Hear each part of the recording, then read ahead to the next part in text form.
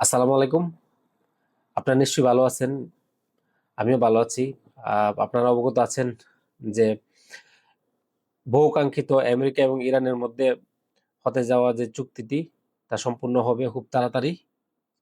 এই চুক্তিটি মূলত মুসলিম বিশ্বের জন্য একটি বড় বিজয়। এই চুক্তিটি প্রকৃতপক্ষে আমেরিকা স্বেচ্ছায় করছে না, তারা বাধ্য হচ্ছে এবং এই চুক্তিটি ইঙ্গিত করে যে আমেরিকার যে সাম্রাজ্য ছিল এই সাম্রাজ্য আ পতনের মুখে। এবং এই চুক্তিটি হওয়ার ফলে মধ্যপ্রাচ্য এবং বিশ্ব রাজনীতিতে এবং অর্থনীতিতে কি পরিবর্তন আসতে যাচ্ছে তার সম্ভাব্য কিছু বিষয় নিয়ে আপনাদের সঙ্গে আলোচনা করতে যাচ্ছি। আমার মতে ১ম যে পরিবর্তনটা আসতে যাচ্ছে তা হলো আ মধ্যপ্রাচ্যে ইসরায়েলের যে একচ্ছত্র পাওয়ার, একচ্ছত্র আগ্রাসন ছিল এটা এখন থেকে কমে যাবে এবং আস্তে, আস্তে একসময় এই পাওয়ার আগ্রাসন নাই হয়ে যাবে। এর কারণ হলো হ্যাঁ, আমেরিকার বিভিন্ন সংবাদের বরাত থেকে এবং এই আমেরিকার প্রেসিডেন্ট আ ডোনাল্ড ট্রাম্পের মুখের বয়ান থেকে এইটা মোটামুটি অনুমেয় যে আ আমেরিকার যে ইসরায়েল নীতি ছিল, ইসরায়েল নীতি থেকে তারা বের হয়ে আসবে। ইসরায়েল যে প্রজেক্ট ছিল আমেরিকান, এই প্রজেক্টটি এখন তাদের জন্য একটি বড় লায়াবিলিটিস এবং এই লায়াবিলিটিস আমেরিকা আর বহন করতে চাচ্ছে না। কারণ আমেরিকার নিজের যে অর্থনীতি, এই অর্থনীতিতে প্রায় $৩৮ ট্রিলিয়ন ঋণে অ্যা ঋণগ্রস্ত। তাই আমেরিকা প্রজেক্টটি ইসরায়েল প্রজেক্টটি এখন আ তাদের জন্য বিরাট লায়াবিলিটিস এবং এটি কোন লাভজনক বিষয় না। একসময় এটি লাভজনক ছিল। এই কারণে এটা তারা হাতে নিছিল। এখন তাদের জন্য এটা বিরাট লায়াবিলিটি। এই কারণে খুব তাড়াতাড়ি আমরা দেখব যে আমেরিকা, ইসরায়েল তাদের যে তাদের যে অগ্রাসন নীতি ছিল, তাদের যে উঁচু মাথা ছিল, আস্তে, আস্তে তাদের মাথা নুয়ে আসবে। ২য় যে পরিবর্তনটি আসতে যাচ্ছে, আমাদের এই মধ্যপ্রাচ্যে নতুন একটি পাওয়ারের একটি বলয় তৈরি হবে। কিরকম? মুসলিম বিশ্বে যেমন তুরস্ক, আ পাকিস্তান, তারপরে সৌদি আরব, কাতার, দুবাই, আ তারপরে ইরান সবাই মিলে একটি নতুন অর্থনৈতিক এবং রাজনৈতিক জোটের দিকে যাবে এবং এতদিন যে সিয়াসুন্নির যে ফারাকটা ছিল, এই যে তফাৎ ছিল, এটা আস্তে, আস্তে কমে আসবে। এখন মুসলিম ভ্রাতৃত্বের দিকে সবাই হাত বাড়াবে। ফলে অ্যা ইসরায়েল বাধ্য হবে যে তাদের যে তাদের আগ্রাসন, তাদের এইগুলো বাদ দিয়ে প্রতিবেশীর সাথে সমানে, সমানে আ তাকার।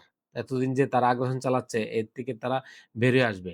এবং আ একটি নতুন রাষ্ট্র আমাদের বহুকাঙ্ক্ষিত যে রাষ্ট্রের কথা আমরা কল্পনা করে যাচ্ছি অনেকদিন যাবৎ আমরা যে আমাদের যে ইচ্ছা ছিল ফিলিস্তিনিদের অধিকারের কথা আমরা চিন্তা করতাম। ফিলিস্তিন নামক নতুন রাষ্ট্রের উদ্ভব খুব তাড়াতাড়ি ঘটতে যাচ্ছে।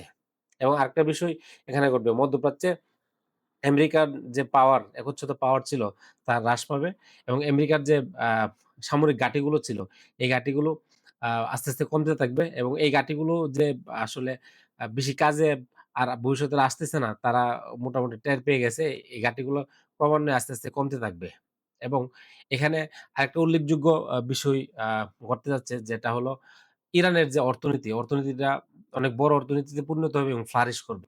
ইরানের যে অর্থনীতিটা এতদিন ছিল, অর্থনীতি অনেক ভঙ্গুর, অনেক সমস্যা পূর্ণ অর্থনীতি ছিল। কারণ ইরানের অর্থনীতিতে আমেরিকা ও ইরানি ইসলামিক রেভলিউশন আম ইরান যখন নতুন করে তাদের রাষ্ট্র গঠন করেছিল আ ১৯৭৯ সালে, তখন থেকে ইরানের উপর বিভিন্ন ধরনের অবরোধ, স্যাংশন দিয়ে ইরানের অর্থনীতিকে একবারে পঙ্গুর অব আ পঙ্গু করার দ্বারপ্রান্তে পৌঁছে দিয়েছে। এর ফলে ইরানের মানুষের আ ব আ অর্থনৈতিক চাপ এবং রাজনৈতিক যে টানাপোড়েন, এগুলো আস্তে, আস্তে দূর হতে যাচ্ছে এবং ইরানের অর্থনীতি থেকে যদি ধরেন স্যাংশন উঠে যায়, অবরোধগুলো উঠে যায় এবং তাদের যে ফ্রিজ করার অর্থ ছিল, তা যদি ছাড় দেওয়া হয়, তাহলে ইরানের অর্থনীতি খুব বড় ধরনের একটা ফ্লারিশ করবে এবং ইরানের অর্থনীতিতে সূচিতে বলা আছে যে $৩০০ বিলিয়ন ইনভেস্ট করা হবে ইরানে। তো এই ৩০০ বিলিয়ন যে ডলার এটা হইলো একটা আমার মতে একটা প্রতীকী। এর সুযোগে বিশ্বের যে বাঘা, বাঘা কোম্পানিগুলো আছে এবং ইনভেস্টররা আছে তারা ইরানের যে সম্ভাবনা, ইরানের অর্থনীতিতে যে সম্ভাবনা রয়েছে এবং ইরানের যে জ্বালানির যে স্বয়ংসম্পূর্ণ ইরান, এই কারণে প্রচুর পরিমাণে ইনভেস্টমেন্ট ইরানে হবে এবং ইরানের অর্থনীতি খুব দ্রুত ভালো পর্যায়ে চলে যাবে এবং ইরানের মানুষের যে এতদিনের যে কষ্ট, দুর্দশা এগুলো দূর হবে এবং ইরান বিশ্বের মধ্যে ৪র্থ পরাশক্তি হিসেবে আ সারা বিশ্বের মধ্যে ইয়ে হবে মানে আ নিজেকে জাহের করবে। তো আরব আরেকটা বিষয় এখানে আসে যে আমেরিকার যে সাম্রাজ্য ছিল, আমেরিকার যে ধরেন এ পর্যন্ত বহু পরিমাণ দেশের সাথে যুদ্ধ জড়িত হয়েছিল।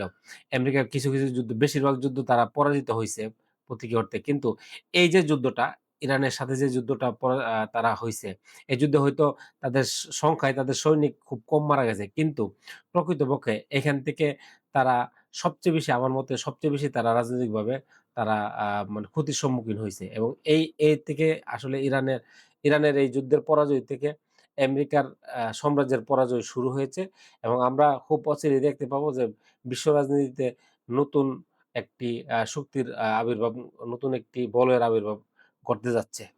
এই ছিল আজকে আমার বিশ্লেষণ। আ আশা করছি শুনে ভালো লাগবে এবং আপনাদের মতামতও জানতে চাই। আপনারা মতামত দিবেন। আজকে এই পর্যন্তই। ধন্যবাদ সকলকে।